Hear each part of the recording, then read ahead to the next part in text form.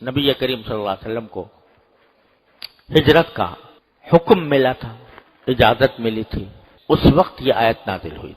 اور ہوا یہ تھا کہ نبی کریم صلی اللہ علیہ وسلم کے اعلان نبوت کے بعد آپ سب لوگ جانتے ہیں مکہ مکرمہ میں کافروں نے مسلمانوں پر عرصہ حیات تنگ کر دیا تھا، اور طرح طرح کی اذیتوں، طرح طرح کی تکلیفوں سے مسلمانوں کو سابقہ تھا۔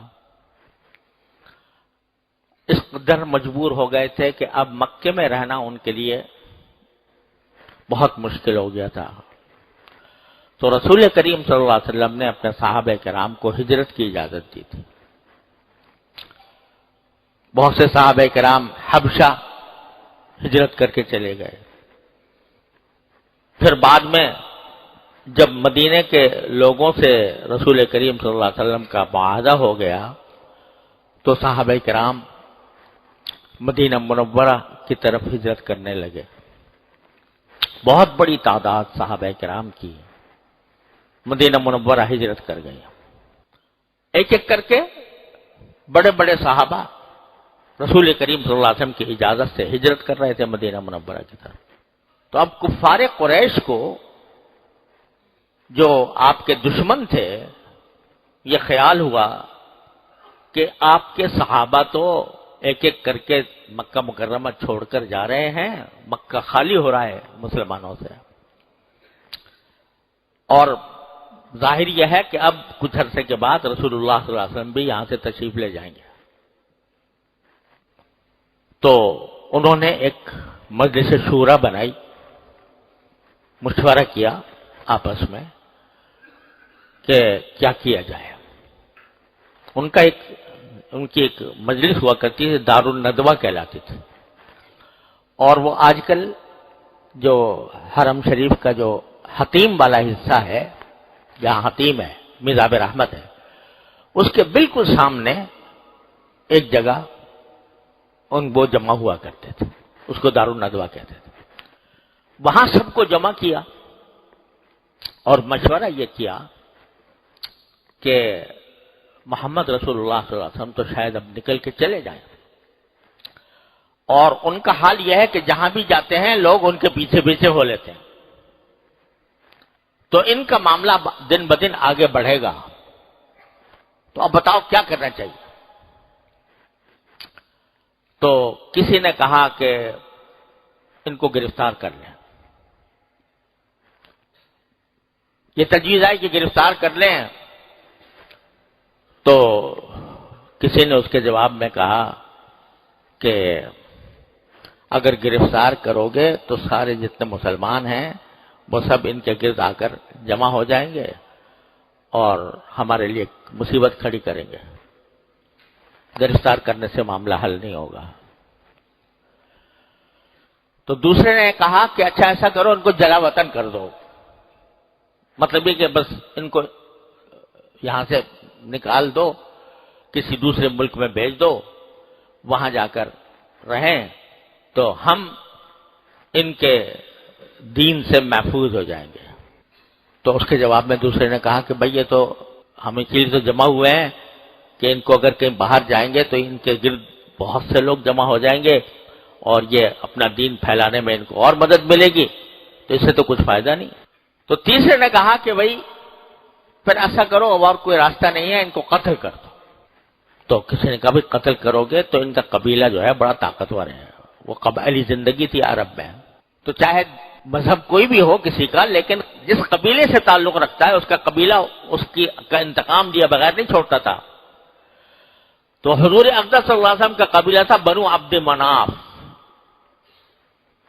تو لوگوں نے کہا کہ بھئی اگر کوئی بھی قتل کرے گا تو بنو عبد مناف اس کو قصاص کے بغیر نہیں چھوڑیں گے، بدلہ لیں گے اور پھر ہمارے آدمی بھی قتل ہوگا۔ تو چوتھے نمبر پر ایک شخص نے کہا، جس کے بارے میں بعض روایات میں یہ آتا ہے کہ وہ شیطان تھا، ابلیس، جو کسی نجدی شخص کے بھیس میں اس مجلس کے اندر موجود تھا، بعض روایات میں یہ ہے، واللہ عالم۔ بہرحال اس نے تجویز یہ پیش کی کہ بھائی میں آپ لوگ جتنی بھی باتیں کر رہے ہو اس سے کچھ فائدہ نہیں ہوگا، نہ گرفتار کرنے سے فائدہ ہوگا، نہ جلا وطن کرنے سے ہوگا، نہ تنہا قتل کرنے سے ہوگا۔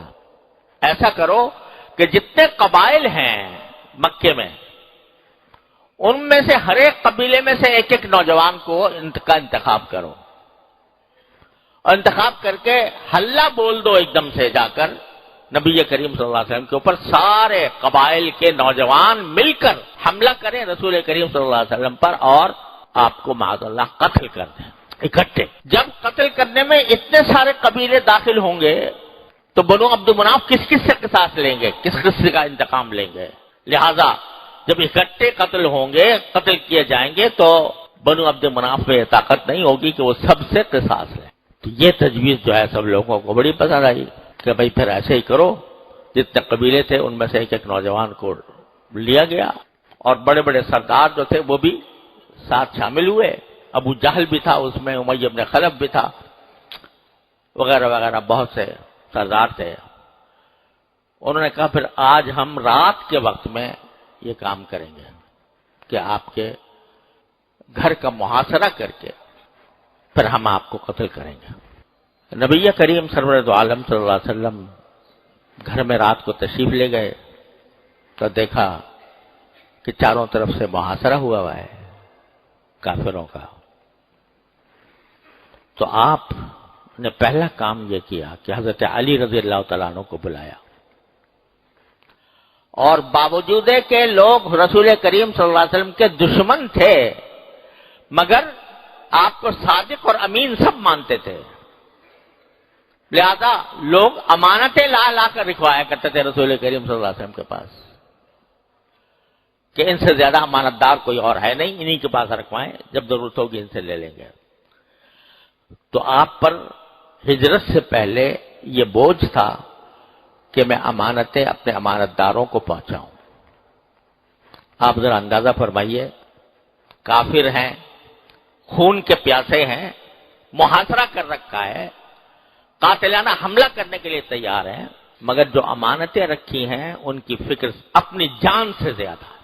تو آپ نے حضرت علی کو بلا کر وہ ساری امانتیں دی اور کہا کہ میں جب چلا جاؤں گا تو یہ ساری امانتیں لوگوں تک پہنچا دینا، اور ساتھ میں یہ فرمایا کہ تم میرے بستر پر لیٹ جاؤ، یہاں سو جاؤ، اور ڈرنا نہیں، تمہیں انشاءاللہ کوئی بال بیکا نہیں کر سکے گا۔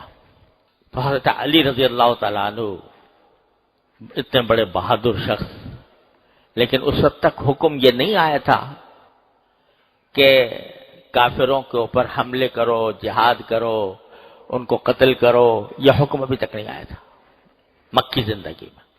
یہی حکم تھا کہ کوئی ہاتھ اٹھائے تو جواب نہ دو، کوئی تلوار اٹھائے تو جواب نہ دو، صبر کرو صبر کرو صبر کرو۔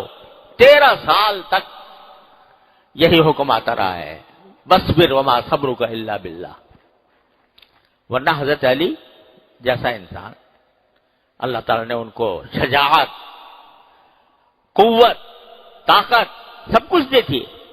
شاید اگر اکیلے بھی نکل جاتے تو سارے معاشرے والوں کو بھگا دیتے، لیکن اللہ کا حکم تھا کہ ابھی نہیں، ابھی تلوار نہیں اٹھانا۔ حضرت علی کو لٹا دیا بستر پر، اور خود رسول کریم صلی اللہ علیہ وسلم گھر سے باہر نکلے، جبکہ محاصرہ کیا ہوا ہے لوگوں نے، نکلے اور زبان مبارک پر یہ آیات تھیں، وَجَعَلْنَا مِن بَيْنِ أَيْدِيهِمْ سَدًّا وَمِنْ خَلْفِهِمْ سَدًّا فَأَغْشَيْنَاهُمْ فَهُمْ لَا يُبْصِرُونَ۔ یا سورہ یاسین کی آیت کہ ہم نے، قرآن کریم نے اس سورہ یاسین میں فرمایا کہ ہم نے ان کے سامنے بھی ایک دیوار کھڑی کر دی ہے اور ان کے پیچھے بھی ایک دیوار کر دی ہے، ان کی آنکھوں پر پردہ ڈال دیا ہے، وہ ان کو نظر کچھ نہیں آ رہا۔ یہ آیت پڑھ کر رسول کریم صلی اللہ علیہ وسلم باہر نکلے، سارا محاصرہ کیے ہوئے تھے ابو جہل، ابو لہب اور امیہ بن خلف اور کون کون بڑے بڑے سردار، کسی کو پتہ ہی نہیں چلا، اور رسول کریم صلی اللہ علیہ وسلم وہاں سے نکل آئے۔ اور نکل کر سیدھے حضرت صدیق اکبر کے گھر پر گئے رضی اللہ تعالیٰ عنہ، کیونکہ حکم یہی تھا کہ وہ رفاقت کا شرف صدیق اکبر رضی اللہ تعالیٰ عنہ کو حاصل ہوگا۔ تو حضرت صدیق اکبر کے گھر پر پہنچے۔ اس دوران یہ آیتیں نازل ہوئی تھیں، ایک سورہ انفال میں ہے غالباً، وَإِذْ يَمْكُرُ الَّذِينَ كَفَرُوا لِيُثْبِتُوكَ أَوْ يُقْتُلُوكَ أَوْ يُخْرِجُوكَ۔ وہ وقت یاد کرو کہ تمہارے یہ کافر لوگ آپس میں تدبیریں کر رہے تھے۔ کیا تدبیر کر رہے تھے؟ کہ آپ کو گرفتار کر لیں، یا آپ کو قتل کر دیں، یا آپ کو جلا وطن کر دیں، یخرجوک۔ وہ تو یہ تدبیریں کر رہے تھے، لیکن اللہ تعالیٰ اپنی تدبیر کر رہا تھا، واللہ خیر الماکرین۔ اللہ تعالیٰ کی تدبیر تو سب پہ بالا ہے۔ یہ آیت نازل ہوئی